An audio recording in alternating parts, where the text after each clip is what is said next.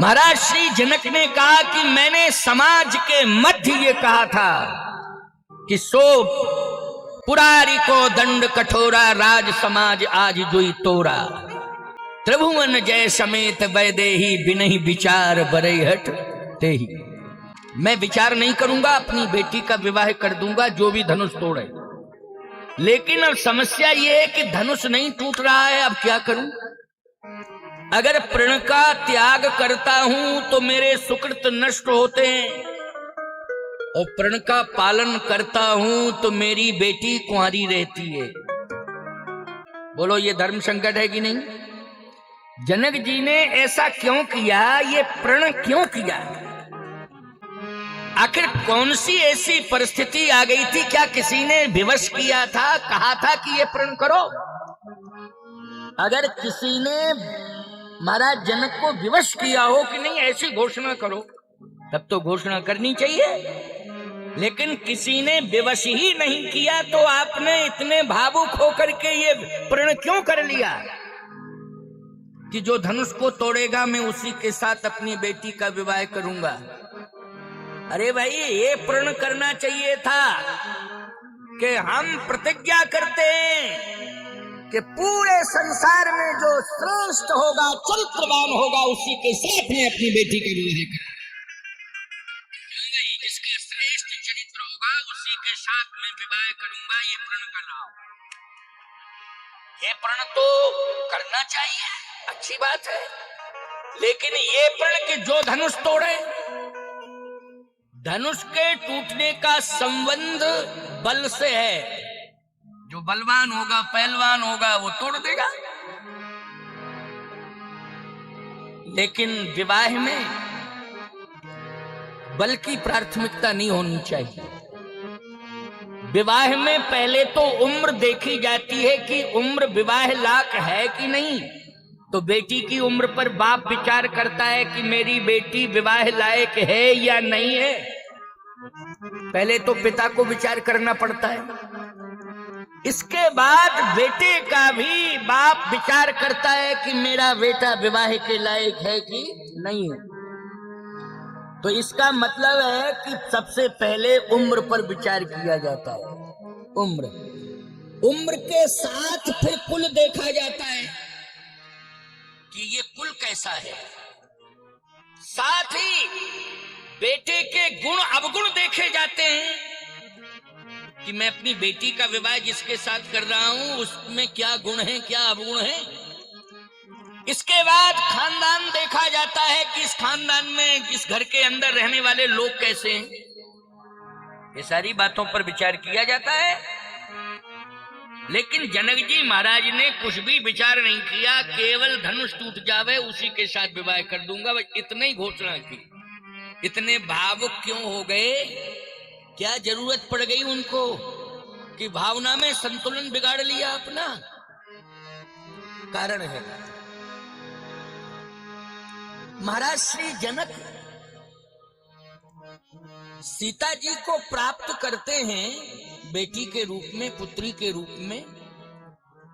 उसी समय से उन्हें कुछ विशेष अनुभव होने लगे। अच्छा एक बात बताओ, तुम सीता जी का नित्य दर्शन करो तो तुम्हें विशेष अनुभव होंगे कि नहीं होंगे? अनुभूतियां होंगी, क्योंकि साधारण तो नहीं है वो। सामान्य से सामान्य बेटी घर में पैदा हो जाती है, अगर उसे आप सुबह सुबह प्रणाम कर लेते हैं तो अनुभव अच्छे होते हैं कि नहीं? चलो कन्या को हमने प्रणाम किया, कन्या का हमने सम्मान किया, हमारे घर में कन्या है, गऊ है, कन्या है, ये संत हैं, बुजुर्ग हैं, इन सबका सम्मान किया जाता है कि नहीं किया जाता? लेकिन जनक जी महाराज को तो ऐसी वैसी कन्या नहीं मिली है। महाराज श्री जनक को कैसी कन्या मिली है? आदि शक्ति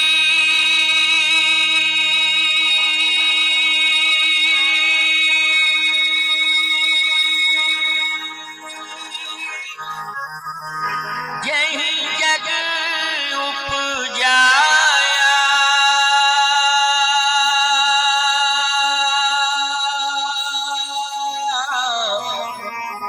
सो अवतर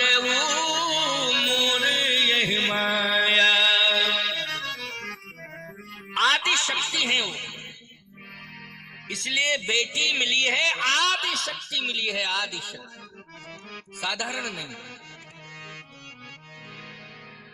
जो परब्रह्म है वही आदि शक्ति है, जो आदि शक्ति है वही परब्रह्म है। गिरा अरथ जल बीच सम कहियत भिन्न न भिन्न। अच्छा एक बात बताओ, परब्रह्म की क्या विशेषता?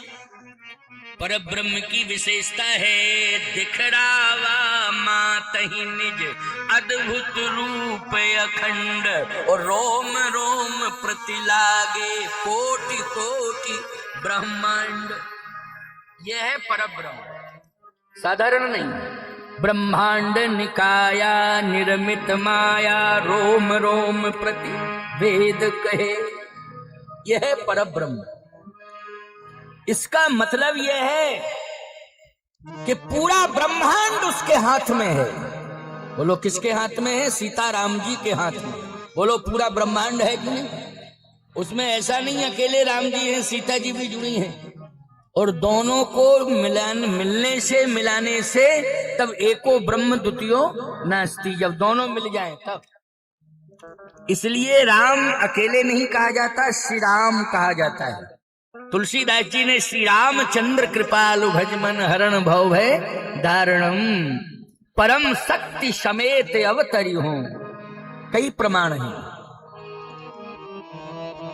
तो एक दिन महाराज श्री जनक ने घोषणा की अपने राज्य में। अब सुनो, बड़ी अच्छी कथा है। महाराज श्री जनक ने घोषणा की कि मेरे राज्य में कहीं कोई भी कूड़ा कचरा दिखाई नहीं देना चाहिए।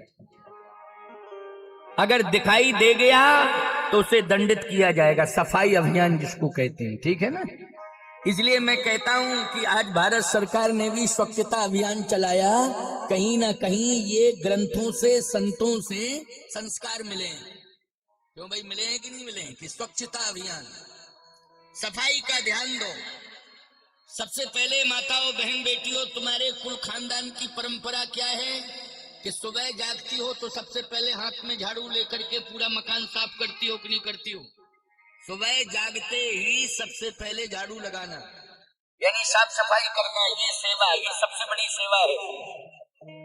चाहे मठ मंदिर हो, चाहे कृषि गृहस्थी का घर हो, सब में साफ सफाई का सबसे पहले ध्यान दिया जाता है। महाराज श्री जनक ने कहा कि कहीं भी कचरा सड़कों पर भी दिखाई नहीं देना चाहिए। किसी बगीचे में भी सूखे पत्ते गिर जाते हैं, झड़ जाते हैं, वो भी दिखाई नहीं देना चाहिए। सफाई, क्योंकि मेरे राज्य में सबसे बड़ी खुशी की बात यह है कि मेरे राज्य में अकाल पड़ रहा था, लेकिन आज मेरे घर में जैसे ही बेटी का जन्म हुआ वैसे ही झरझर झरझर झरझर पानी बरसने लगा, समस्या का समाधान हो गया। तो मैं ये चाहता हूं कि हमारे राज्य में स्वच्छता रहे, पवित्रता रहे और हरितमा रहे। क्यों भाई, हरितमा रहे। हरितमा जहां होती है वहां पतझड़ भी होता है। क्यों भाई, सूखते हैं ना, हरे पत्ते कालांतर में सूखते हैं, और सूखने का मतलब है फिर वो झड़ते हैं। महाराज श्री जनक ने कहा लेकिन सभी लोग सफाई पर ध्यान देंगे। आदेश हुआ राजा का, स्वच्छता अभियान जारी। लेकिन आपको क्या बतावें, जनक जी कहते हैं कि सारी जगह तो मैं सफल हो गया हूं, पूरे राज्य में सफल हो गया हूं, लेकिन मैं अपने राज्य भवन के अंदर ही उस परिसर परिक्षेत्र में सफल नहीं हो पा रहा हूं। राज्य भवन का जो परिसर है उसमें ही सफल नहीं हो पा रहा हूं। जनक जी रोने लगे। आप कहोगे महाराज राजभवन के अंदर क्या था? राजभवन परिसर में, वो परिसर बहुत बड़ा था, भवन था और बड़ा परिसर था। तो परेशान क्यों है, रो क्यों रहे? इसलिए क्योंकि उस परिसर में एक धनुष रखा हुआ है और कर्मचारियों से धनुष उठ नहीं रहा है। सफाई कैसे की जाए? बोलो भाई, सफाई कैसे की जाए? भाई ये सिंहासन के नीचे अगर आपको साफ करना है तो पहले इसे उठाना पड़ेगा कि नहीं उठाना पड़ेगा? थोड़ा बहुत तो कुछ उठाना ही पड़ेगा, है ना, तभी सफाई हो पाएगी। लेकिन कोई सिंहासन ही नहीं उठा पा रहा है तो सफाई संभव नहीं। जनक जी रो रहे हैं। कहा एक काम करो, पहलवानों को बुलाओ। बड़े बड़े पहलवानों को बुलाया गया, लेकिन पहलवान भी पहलवानी करते रहे, लेकिन वो धनुष को नहीं उठा पाए। अब तो बड़ी समस्या है। बड़े बड़े शक्तिशाली इस धनुष को नहीं उठा पा रहे हैं। इसका मतलब है कि जनक का अभियान सफल नहीं हो पाएगा, क्योंकि एक भी जगह अगर कूड़ा कचरा पड़ा रहेगा तो अभियान सफल नहीं माना जाएगा। जनक जी ने कहा कि इसमें रहस्य क्या है, ये मैं नहीं समझ पा रहा। श्री किशोरी जी सुन रही थी, छोटी उम्र है 6 साल की, सुन रही थी कि मेरे पिताजी रो रहे हैं। आपको एक बात बताऊं, बेटी चाहे छोटी हो और चाहे बड़ी हो और चाहे बूढ़ी क्यों ना हो जावे, वो माँ बाप का विशेष ध्यान रखती है। ये उसकी विशेषता है, खास विशेषता है। श्री किशोरी जी 6 वर्ष की हैं, लेकिन अपने पिता को रोते हुए नहीं देख सकती हैं कि मेरा पिता रो गए। कभी भी जब आंखों में आंसू आते हैं तो याद रखना, बेटी सामने आ जावे तो आंसुओं को वो पोंछ देती है, और यदि क्रोध भी आता है तो उस क्रोध को घर में कोई समाप्त नहीं कर सकता है। केवल बेटी सामने आ जावे तो क्रोध अपने आप समाप्त हो जाता है। इसलिए ये बेटी की विशेषता है। श्री जानकी जी ने सोचा कि मेरे पिताजी की आंखों में आंसू हैं, कोई समस्या है, तो गई। कहा पिताजी क्या बात है? कहे कुछ नहीं बेटी, अब क्या बतावें 6 साल की बेटी से, कुछ नहीं कुछ नहीं। नहीं कोई बात तो है, कुछ नहीं कुछ नहीं बेटा, ये धनुष है। अच्छा अच्छा अच्छा। बस जनक जी इतना कह करके चले गए। सीता जी वहीं खड़ी रही। सीता जी ने कहा ये धनुष धनुष धनुष, और बाएं हाथ से पकड़ा, उठा दिया। बाएं हाथ से, याद रखना, उठा दिया। छोटी छोटी कलाई बहियां, वो तो आदि शक्ति हैं, उठाया और 1 सेकंड नहीं लगा, साफ कर दिया और धनुष वहीं रख दिया। ये सामान्य के वश की बात नहीं है। इसलिए महाराज श्री जनक बोलो भावुक हो गए कि नहीं हो गए? यद्यपि जो जनक जी ने प्रण किया है उसका पालन होगा, लेकिन भावुक होकर के उन्होंने निर्णय दे दिया कि नहीं दे दिया? जल्दबाजी में भावुक होकर के। प्रण तो पूरा होगा, प्रण अधूरा नहीं होगा। लेकिन आज जनक जी महाराज को उसी धनुष को देख करके रोना पड़ रहा है कि सुकृत जाय जो पन पर हरहु,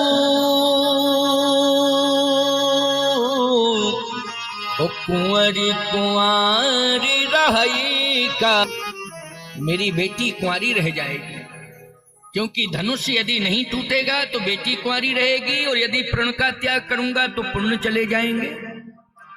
अनेक देशों के राजा आए हैं, पूरी ताकत लगा दी है, सभी ने ताकत लगाई, बोलो लगाई कि नहीं?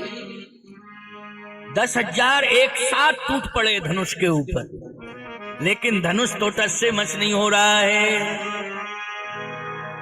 विश्वामित्र जी महाराज संत हैं, सतानंद जी भी संत हैं। एक राम पक्ष का नेतृत्व कर रहे हैं और दूसरा सीता पक्ष का नेतृत्व कर रहे हैं। विश्वामित्र जी महाराज राम पक्ष का नेतृत्व कर रहे हैं और सतानंद जी श्री जानकी जी के पक्ष का नेतृत्व कर रहे हैं। दोनों ही संत हैं और दोनों ही समाधान हैं। इसलिए आप प्रतिदिन संतों की महिमा सुनते हो कि बिना संत के तो भगवंत का कार्य नहीं हो सकता है। इसलिए संत और भगवंत निरंतर हैं, इनमें कोई अंतर नहीं, दोनों एक दूसरे के पूरक हैं। इसलिए आज भगवंत नहीं मिलते हैं तो संतों में ही तुम सब भगवान का दर्शन कर लेते कि चलो कम से कम भगवान के भेजे हुए भगवान के दूत हैं, पार्षद हैं, दूत हैं, चलो इनका दर्शन हो गया, पर्याप्त है। अनुभव करते हो, इसमें सत्यता है, इसमें कोई बहुत भावुकता नहीं है, ये सत्यता भी है कि संतों के दर्शन में ही भगवंत के दर्शन का अनुभव हो जाता है। ये कोई भावुकता ही नहीं है, ये वास्तविकता।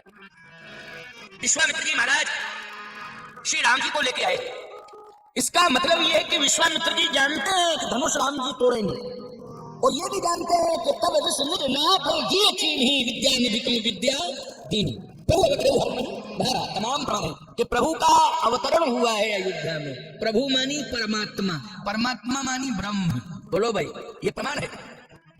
और इसके लिए विश्वामित्र जी ने ये संकल्प ले लिया है कि नहीं, इन्हीं के द्वारा मेरा यज्ञ भी सफल होगा और इन्हीं के द्वारा धनुष यज्ञ सफल होगा। धनुष यज्ञ भी इन्हीं के द्वारा सफल होगा, क्योंकि धनुष यज्ञ का अर्थ है कि जो धनुष को तोड़े, वही तो धनुष यज्ञ है। धनुष यज्ञ का मतलब जो तोड़े, पूर्ण करावे। सीताराम का विवाह धनुष यज्ञ पूर्ण हो गया। इसलिए विश्वामित्र जी महाराज ने पहचान लिया कि ये ब्रह्म है। और आपको एक अद्भुत बात बता दें, बहुत अच्छी कथा है ये, बड़ा अच्छा प्रसंग है, क्योंकि भागवत के बाद आप राम कथा सुनते हो और बड़े ही भावुक होकर के सुनते हो, और बहुत से लोग तो अभी आते ही जा रहे हैं, है नहीं।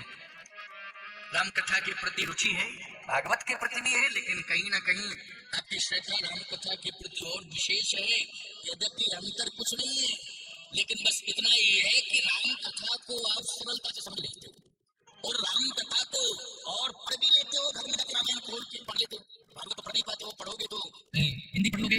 संस्कृत तो बहुत कम पढ़े लिखे लोग हैं, कहाँ श्लोक वगैरह पढ़ पाओगे, लेकिन हिंदी में पढ़ लेते हो। अच्छा, पढ़ तो लेते हो, लेकिन सुनने का अधिकार सबको है, पढ़ने का अधिकार सबको नहीं है। और यदि समझना है तो किसी गुरु की शरण में जाना पड़ेगा कि नहीं।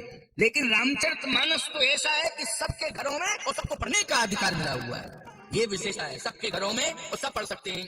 बोलो, पढ़ सकते हैं कि नहीं? सब पढ़ सकते हैं। यह है रामायण। तो आपसे मैं एक बात कहूं, बहुत महत्वपूर्ण है ये, कि जनक जी महाराज सोच रहे हैं अब होगा क्या, लेकिन एक और समझाने में और संभालने में लगे हैं विश्वामित्र जी, और दूसरी ओर समझाने और संभालने में लगे हैं सतानंद जी। दो महात्मा वहां भूमिका निभा रहे हैं और पूरी तरह से समस्या के समाधान करने में लगे हुए हैं। इसलिए ये देश ऋषि प्रधान देश है। सबसे ज्यादा ऋषि बोलो भारत में है कि नहीं? ऋषि प्रधान देश है, ये ऋषियों की प्रधानता है।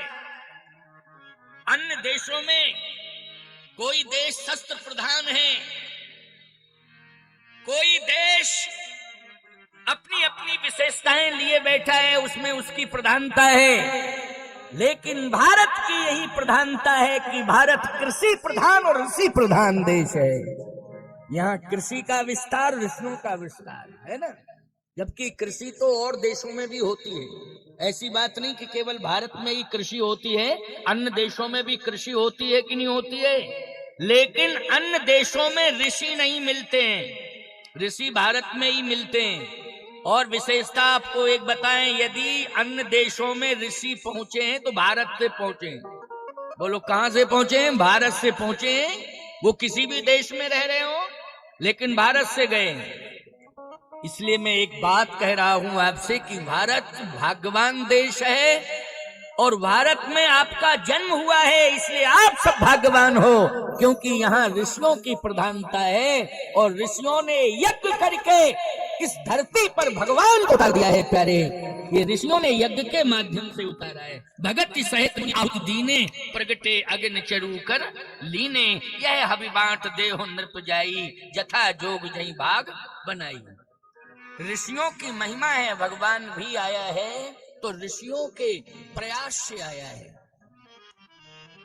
तो आज दो महात्मा प्रयासरत हैं कि सीताराम जी जुड़े, लेकिन जुड़े तब जब ये टूटे धनुष, तब जुड़े। क्यों भाई? धनुष टूटे तब जुड़े, और ये नहीं टूटेगा तो मुश्किल है जुड़ना। प्रयास दोनों महात्मा कर रहे हैं कि ये धनुष टूटे। ये धनुष समस्या है। अच्छा, एक बात और बताएं, ये जड़ है क्योंकि हड्डियों का है।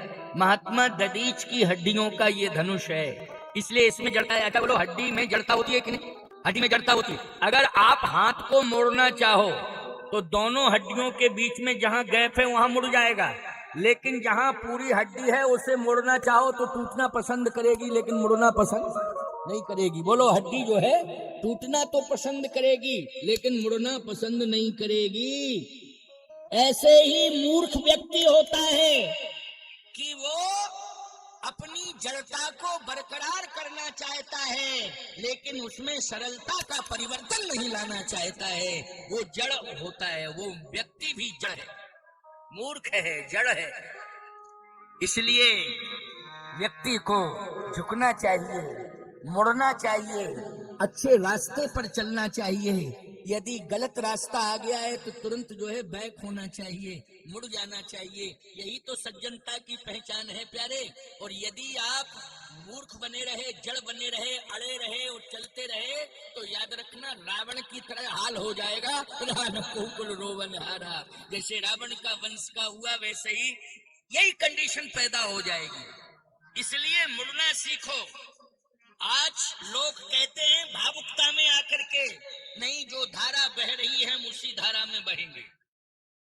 संतुलन बनाइए, विचार करिए। आज जो धारा पश्चिमी कल्चर की बह रही है उसमें बहना नहीं है। बहता कौन है? जो मुर्दा होता है वो बहता है, और जो जिंदा होता है वो कभी बहता नहीं है। वो तो धारा को चीर करके किनारे पर आता है। बोलो, आता है कि नहीं? जो जिंदा होता है कि बह जाता है, मुर्दा होता है वो बह जाता है, लेकिन जिंदा धारा को मोड़ता है। इसलिए मैं कहता हूं कि पश्चिमी कल्चर की जो धारा बह रही है उसमें बहना नहीं है, उसको मोड़ने की जरूरत है। और आज धनुषधारी मंदिर के परिसर में आज धारा को मोड़ा जा रहा है, इतना मोड़ा जा रहा है कि वही धारा आज राधा बन गई है और श्याम सुंदर के चरणों में समर्पित हो गई है। वही धारा राधा बन गई है। आज हम सब यज्ञ भगवान के चरणों में समर्पित हो गए। राधा की भक्ति हमारे जीवन में आ गई, सीता की भक्ति हमारे जीवन में आ गई है। हम राधा बन गए हैं, हम सीता बन गए हैं। बोलो ईमानदारी से, ये हमारा समर्पण ही राधत्व है, समर्पण ही सीतत्व है।